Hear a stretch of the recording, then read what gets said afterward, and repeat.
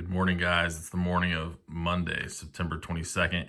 It's a day after that tournament that I played in most recently, the 2025 South Dakota Governor's Cup. Great tournament, guys. I would greatly encourage you to play in it next year. It was very well organized. The sponsors were there, very good people. So I want to go through my round 4 game. I woke up super early today because I think, and you've probably been here before too, but I was just super disappointed in myself. I had 2.5 out of 3 points going into round 4, and was excited to play. Got paired up with a 1731 from here in Sioux Falls, and I think I was just trying to get too cute out of the opening, and because of that, I paid dearly for it.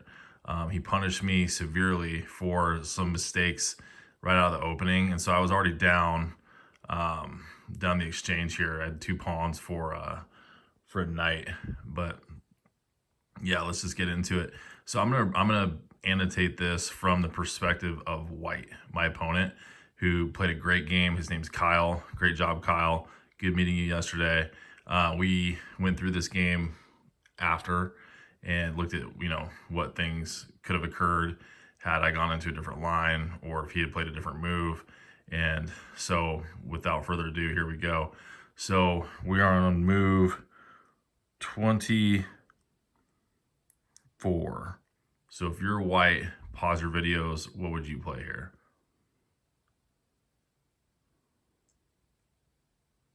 So the crushing, brilliant move is rook takes e6. Chess.com rated this as a brilliant move. It is really nice, and I didn't quite see that.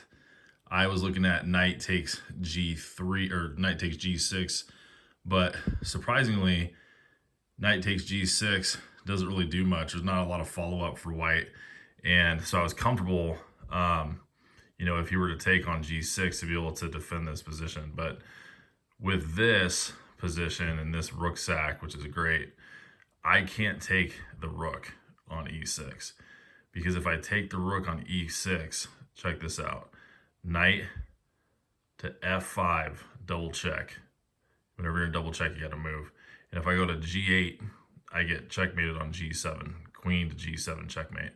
If I go to f8, queen still goes to g7 with a check, and I have to go to e8 with my king, and then queen takes h8 check, skewering my other rook on a8. So it's just really nasty for me, guys. And I'm gonna lose the game if I go into that. So I can't take the rook. So I see this and I play a move to try to attack the source of the problem, which is the queen, because there's also a pin on the f7 pawn if he were to take my g6 pawn with either the rook or the knight. So I'm aware of that, and I go rook to h8 to d8. So this is the game move right there. I thought it was a pretty good practical human defense to this problem. Now, the next thing is my opponent plays another follow-up great move with rook sack on g6. Check.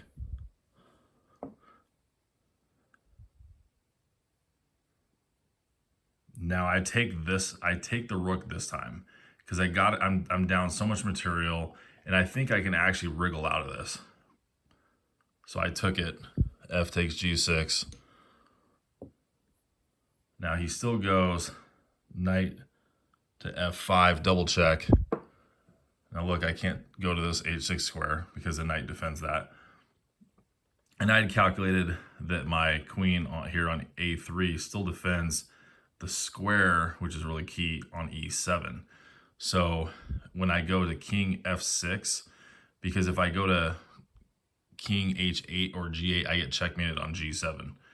So let's say I were to make a mistake and go king h8 or king g8, he goes queen g7 checkmate on either of those cases. if I go queen f8, he goes queen g7 check, and I do not want to go onto the e file because now this rook is going to get into the game and it's going to be game over shortly after that. So I'm going to try to avoid getting on the e file as much as possible, guys. So I do the best defense available and I go king to f6, knowing that e7 is still protected. Well, he saw this too and calculated it through, and he goes queen to g7 check. Now I have to decide, am I going to go on the e file or am I going to go to this little hole on g5? Well, I thought I'd be okay on the hole on g5. And what's ironic is actually lasts longer if I go to the center of the board, and get attacked by the rook. It takes him about 15 moves roughly if I play the best defense to checkmate me after that. But I mean, it's just full of in between moves and checks, and I mean, there's no counterattack on my part. But I go king g5, and he plays an excellent follow-up move to this, because from this perspective, guys, the escape squares on f6 and h6 are covered by the queen now. So what would you play? Well, the next best move that he played is f4 check. Great move. So his knight defends h4, so I can't squirt out that way to escape. I got to take the pawn.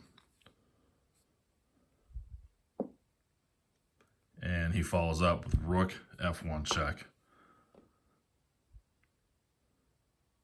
I can intercede my knight on f2, but I mean, that's a loser. I mean, I need my knight. I need something to, have some glimpse of hope to, stay in the game, but it's over, guys. I mean, I go king g5. I just go right back to where I came from. And we got mate in one now. Do you see it on the board? The game-ending move is h4 checkmate. Great game played by Kyle, but a lot of tactics in this, guys.